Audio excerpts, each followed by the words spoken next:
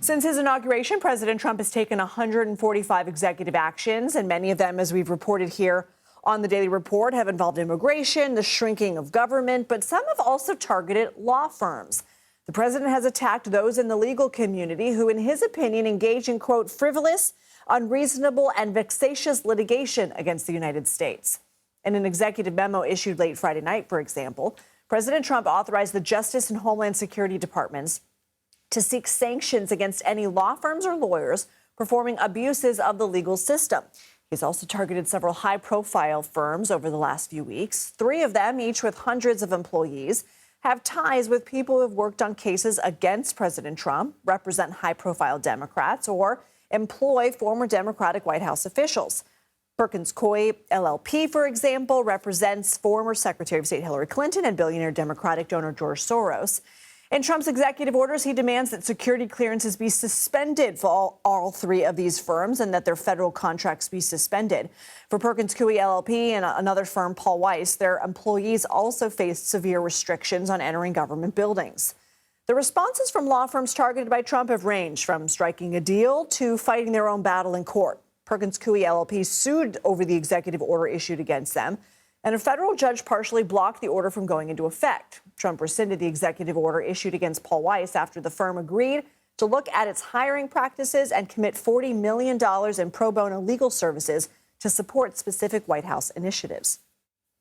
For more, let's bring in CBS News legal contributor Jessica Levinson. She's a professor at Loyola Law School in Los Angeles. Jessica, does the president have the authority to target private law firms?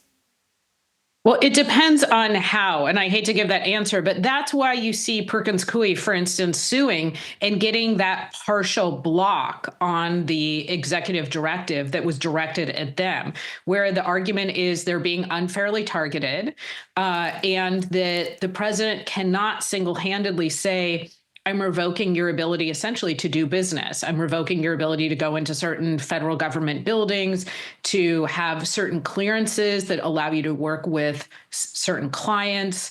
And I think what we're seeing here are 2 things happening in parallel. One is this legal question of how much a president can target any law firm.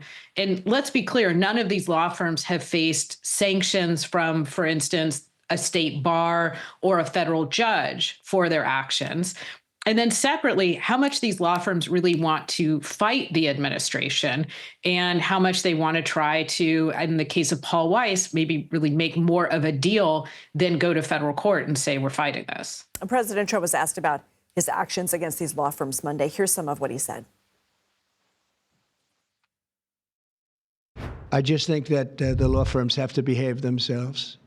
And we've proven that. We have others that want to make a settlement also. They, having to do with the election and other things, they behave very badly, very wrongly. And I appreciate the one, these are the biggest firms. And they all came back realizing that they did wrong. They have to behave themselves. What do you make of that response? Yeah, so that's part of the reason why I highlighted the fact that, to my knowledge, none of these law firms have faced any sort of disciplinary actions when it comes to if lawyers behave badly. There's a bunch of things that you can do. You can file a complaint with the state bar. The state bar will perform an investigation, and sometimes there's sanctions. Sometimes people lose their licenses.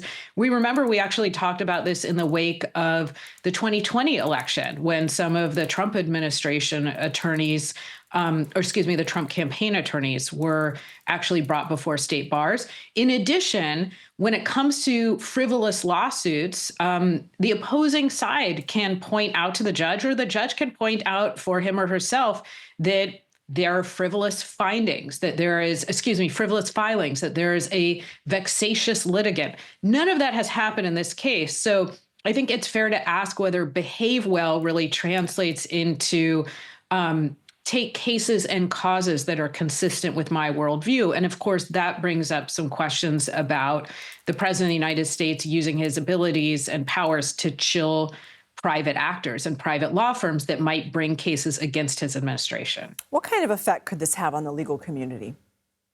I think exactly that, fear, right? So we're talking about really big firms that have a lot of money at this point. Not every firm does. Most firms and most lawyers work at places that are smaller, maybe mid-size, maybe even just a few practitioners. And if they are looking at the fact that big wealthy firms are being targeted by the president of the United States, I think they're potentially wondering whether or not they could afford to take a case that it is adverse to the president's interests, because they don't have the same kind of resources really to fight against the administration as a firm like Paul Weiss or Perkins Coie. We all know those names. Covington. We're talking about some of the biggest firms in the country. Jessica Levinson, thank you for joining us on this.